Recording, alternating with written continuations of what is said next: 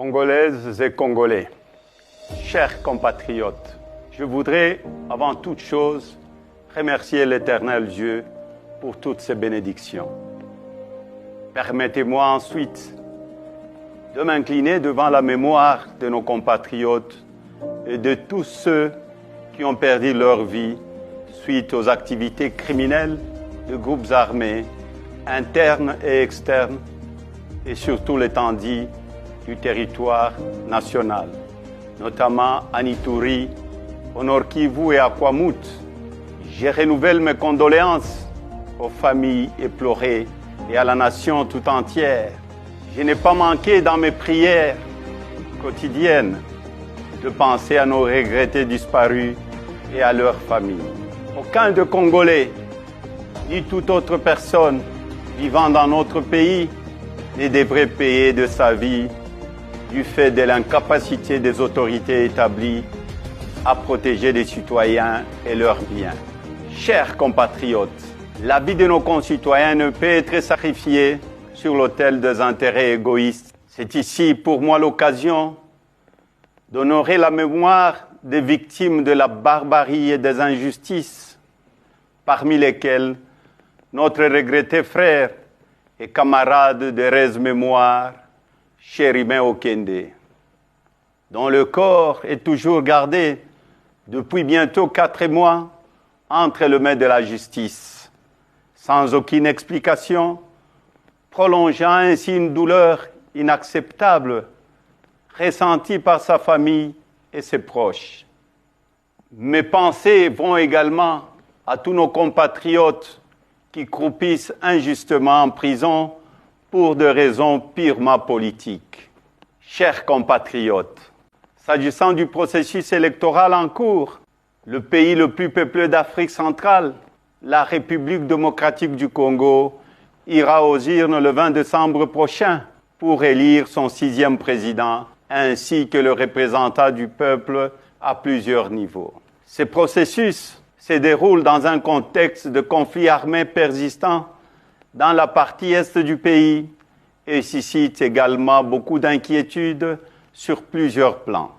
Malgré la faiblesse observée et plusieurs fois dénoncée, je tiens à saluer l'attitude de la CENI et la Cour constitutionnelle pour le traitement équitable des candidatures à l'élection présidentielle. Je les exhorte à garder la même attitude jusqu'à la fin du processus électoral en vue de redorer l'image de notre pays.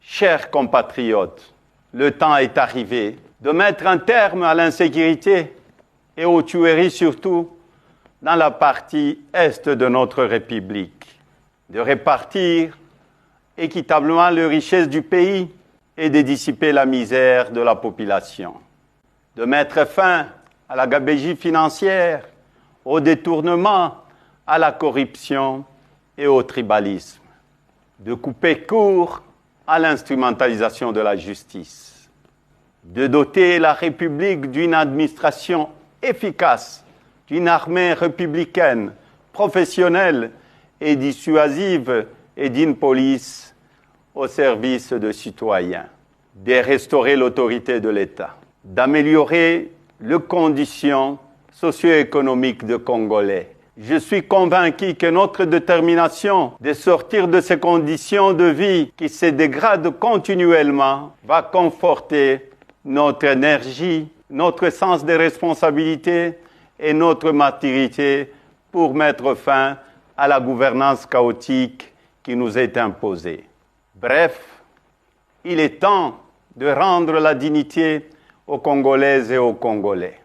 Le beau temps est arrivé, il est à notre portée. Mon combat est l'instauration de la démocratie et d'un état de droit où il fera bon vivre.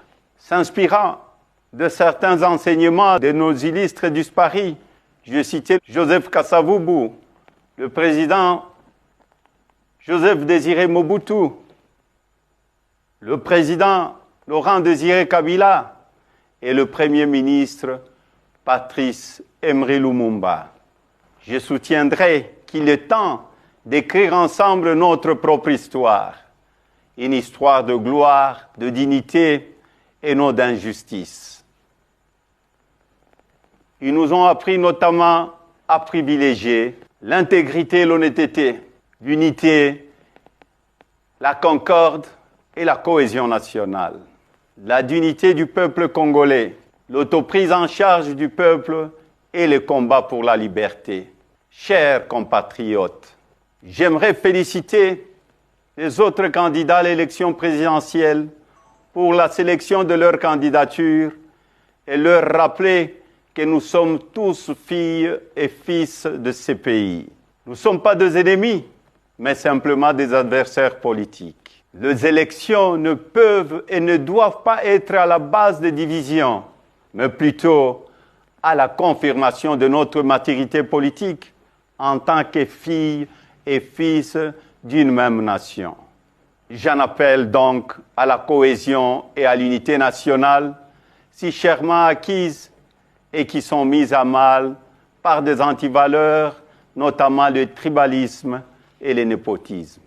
Nous devons tous de sensibiliser nos équipes de campagne et nos militants au respect mutuel et aux échanges constructifs pour le bien-être de notre pays. Par ailleurs, je demanderai à tous les candidats de s'impliquer dans le processus électoral afin que la vérité des urnes soit respectée et observée par tous. Chers compatriotes, malgré tant de mensonges, d'intoxication, de diabolisation, de montages grossiers et de manipulations à mon égard, vous avez continué à faire confiance en ma modeste personne.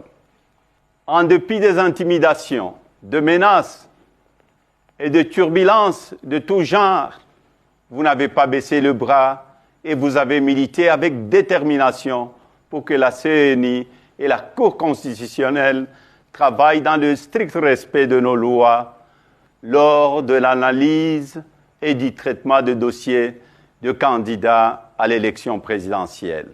Je vous en remercie et vous exhorte à rester vigilants jusqu'à la publication de résultats qui seront la consécration de notre victoire tant attendue. Je tiens également à remercier la communauté internationale pour son appui et son accompagnement dans ce processus dont tous les Congolais attendent une issue heureuse et respectueuse de leur volonté pour un climat post-électoral apaisé. Chers compatriotes, mon parti a un programme de gouvernance chiffré qui sera dévoilé au moment opportun et pour lequel nous restons ouverts à la contribution d'un chacun en vue de sa consolidation et de son appropriation pour tous les enfants de ces beaux pays que nous avons malheureusement transformés en enfer. Pour le changement, le temps est arrivé. Pona bongwana, tango ekoki. Washituluilu, dibadi akumbani. Samuna sombodolo, tangu mefwana. Kwa mabadilisho wakati inenea. Un autre Congo est possible. Que Dieu bénisse la République démocratique du Congo et son peuple. Je vous remercie.